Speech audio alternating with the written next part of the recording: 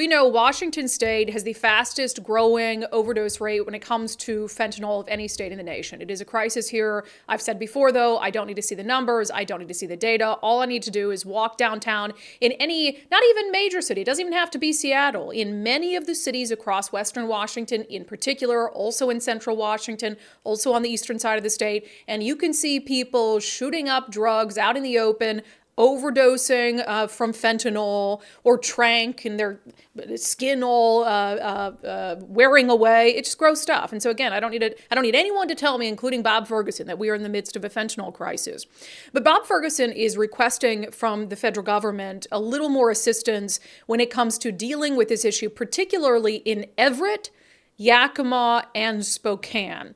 So essentially what he's asking, and he wrote a letter to Merrick Garland, he is saying that he wants these three cities added to a federal emphasis when it comes to dealing with the fentanyl crisis, essentially getting them a little bit more resources and being part of this federal task force. So he told the Attorney General in part, designating Everett, Spokane, or Yakima as Operation Overdrive sites could have ripple effects benefiting surrounding communities. Everett's position on the I-5 corridor makes it a deadly hub for traffickers smuggling fentanyl from Mexico to British Columbia. Spokane's position on I-90 makes it attractive to traffickers smuggling fentanyl throughout eastern Washington and to neighboring states. The increased flow of fentanyl has also caused a disproportionate number of overdose deaths in tribal nations close to Spokane and Yakima. He ends his letter by saying, given the surge of overdose deaths locally unparalleled across the country, we'll come back to that, it is imperative that we foster strong partnerships and improve efforts to share information across local, state, and federal law enforcement. Our communities are counting on us to act swiftly and collaboratively to stem the loss of lives. All right. If I just take the letter at face value, I agree. I agree with everything Attorney General Bob Ferguson said. I think that we need better partnerships with the federal government. I think that those communities in particular, for the reasons that he laid out in terms of the route of traffickers, makes a lot of sense. We know in Yakima there has been an incredible issue when it comes to trafficking and when it comes to overdoses. I agree 100%. The issue for me is the messenger. And the issue for me are all the things the messenger has done and not done that have made this crisis worse, that he refuses to acknowledge, even as he goes around the state, prepares to make his bid for governor official. I will point out that when Trump was in office, I mean, how many times did we hear Bob Ferguson talk about all the times he'd sued the Trump administration? How many of those lawsuits had to do with issues related to the southern border and to immigration that had nothing at all to do with making the southern border more secure, so drugs weren't trafficked up to Washington state, that had to do with holding the Mexican drug cartel accountable so that drugs didn't come to Washington state? None of them. He had lawsuits pertaining to border wall funding, trying to stop border wall funding. He had lawsuits pertaining to family separation, adding a question about immigration to the census. He had travel ban 1, 2, and 3 lawsuits. He sued over DACA. I mean, Bob Ferguson levied a number of lawsuits against the Trump administration that had to do with his feelings about how Trump was treating immigrants, mostly, and actively working against funding for a southern border wall, which do I think that would stop the drug traffickers? No, but it can't hurt. Putting another structure on the southern border to make it more difficult to traffic drugs across the southern border wouldn't hurt. Now, on the contrary, how many times have you heard Bob Ferguson speak up about the policies that have led to and contributed to the drug crisis on our streets? Did you hear Bob Ferguson speak up at all when the Blake decision came down that nullified our state's felony drug possession statute? Did you hear him openly, actively encourage state lawmakers to try to come up with a solution so police departments had an avenue where they could get people off the streets who were killing themselves on the streets by using drugs? No.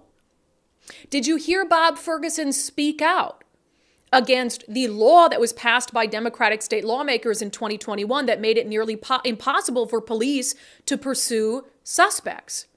He didn't speak out about that. That law made this a haven for drug traffickers, who knew that if they were carrying drugs into Washington state, across the state, into our communities, and they got pulled over, they could simply drive away. Did Bob Ferguson speak out about that in the name of saving our state from the scourge of fentanyl? No. And I've mentioned this before. Has Bob Ferguson, Jay Inslee, Dow Constantine, have they spoken out at all about the need to secure our southern border to make sure that it's more difficult for drug traffickers to get these narcotics into our country? No.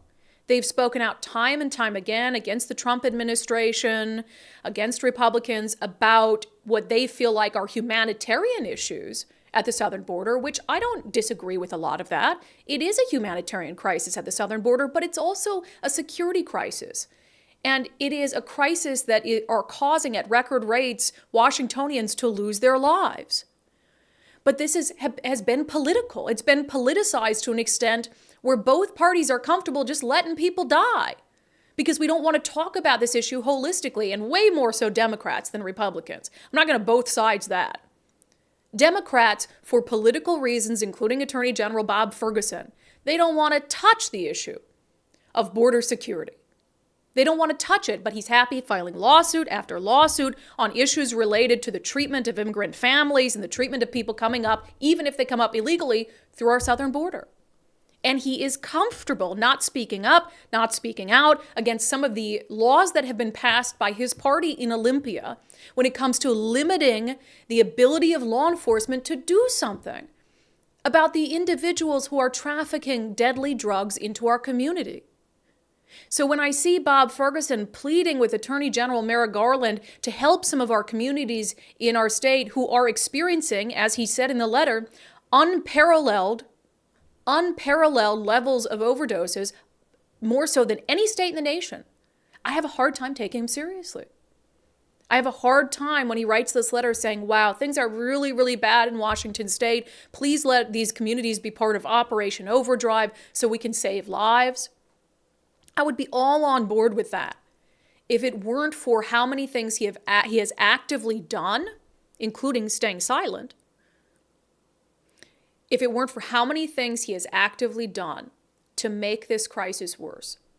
And now he wants to be the next governor of Washington state. And I'm telling you right now, that would be a disastrous ordeal for the state of Washington and a disastrous ordeal for our ability to combat crises like the fentanyl crisis, because he hasn't done a dang thing to make that situation better. So you can write all the freaking letters you want. You can write all the freaking letters you want, but that is so incredibly disingenuous.